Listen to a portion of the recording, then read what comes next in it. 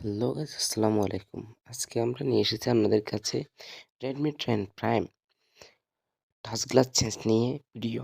ঠিক আছে? সো এটা হচ্ছে আমরা টাচ গ্লাস চেঞ্জ করব। এটা দেখতে পাচ্ছেন যে অনেক ভাঙা এটা। এটা কি পরিমাণের ভাঙা আপনাদেরকে দেখাচ্ছি। সো দেখতে থাকুন, ইনশাআল্লাহ ভালো হবে। শিখতে পারবেন। এটাকে শিক্ষা নিয়ে মানে শিখতে পারবেন। সো দেখতে থাকুন ইনশাআল্লাহ।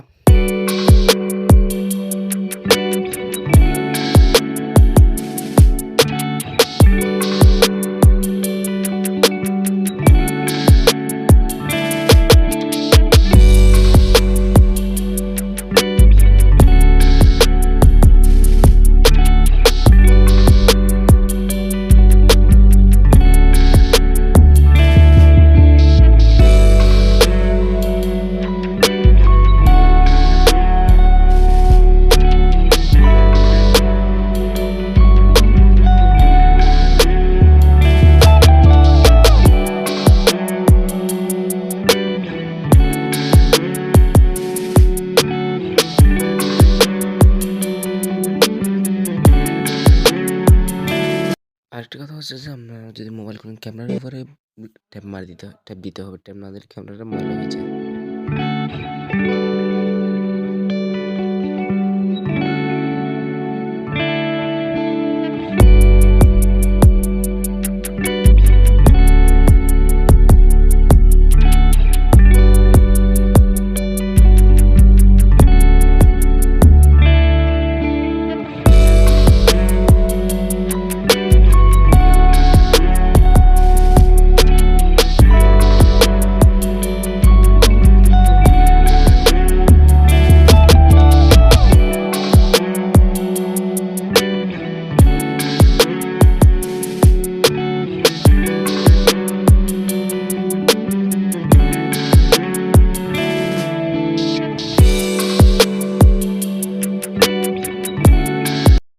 সো গাইস, এখন আমরা ফ্রেম থেকে ডিসপ্লেটা তোলার পরে দেখতে পাচ্ছেন কীরকম ভাঙ্গা।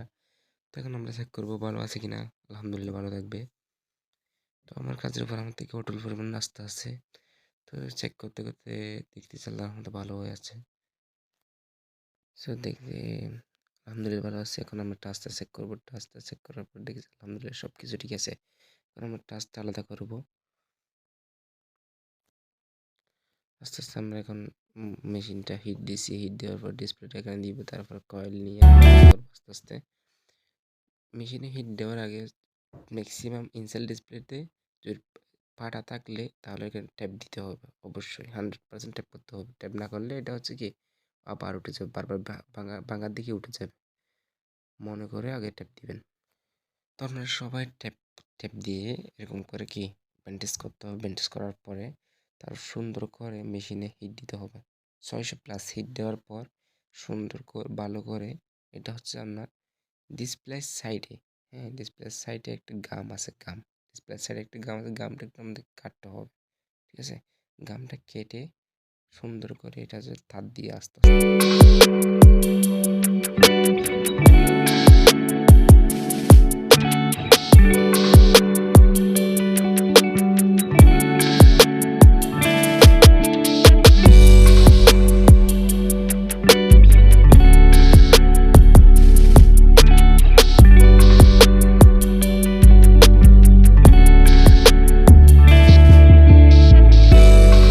আরেকটা জিনিস খেয়াল রাখবেন যে ওটা ডিসপ্লের পাশে একটা কালো গাম আছে। গামটা হচ্ছে ব্লেড দিয়ে মানে নিয়ে ফেললে তাহলে সুন্দর করে টাচটা আলাদা হবে ইনশাল্লাহ।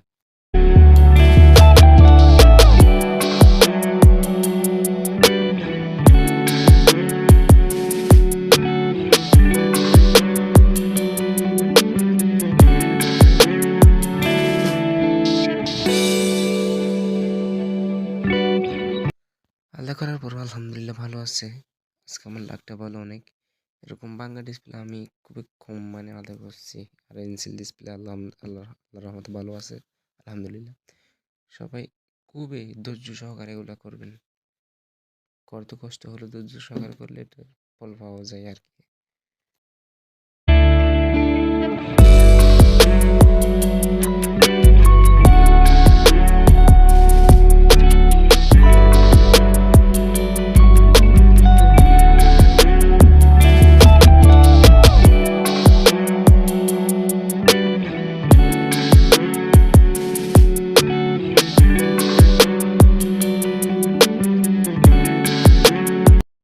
কাস্টমার মেবি মোবাইল নিছে যে ১ মাস হয়েছে, new mobile, brand new mobile নিছে যে। তো উনি যখন আমার কাছে আসছিল, আমি যখন বলেছি এটা চেঞ্জ করতে রিস্ক আছে, উনার মুখ-টুখ সব ধরনের কালো হয়ে গেছিল। তো আমি যখন কাজ করতেছি, কাজ করাতে বুঝছিল যে উনি মেবি বলতেছে আমাকে, "আপনি পারবেন ইনশাআল্লাহ।" আমি বলছি, "ইনশাআল্লাহ দেখি।" নষ্ট তো হয়ে যায় ভাই। আমার থেকে তো আমার কাজের উপর আস্থা আছে। আমি তো জানিও না এটা ভালো থাকবে কি নষ্ট থাকবে। সবকিছু আল্লাহর রহমতে হয়েছে, ঠিক আছে? তো আমার তো এগুলো ভালো করে করতে হবে। আমার রিজিকে কাস্টমার থাকতে হবে, টাকাও থাকতে হবে। তাহলে আমার কাছে আসবে যে, না হলে আসবে না। এটা হচ্ছে আমরা যারা সবাই একসাথে সুন্দর করে মনোযোগ সহকারে কাজটা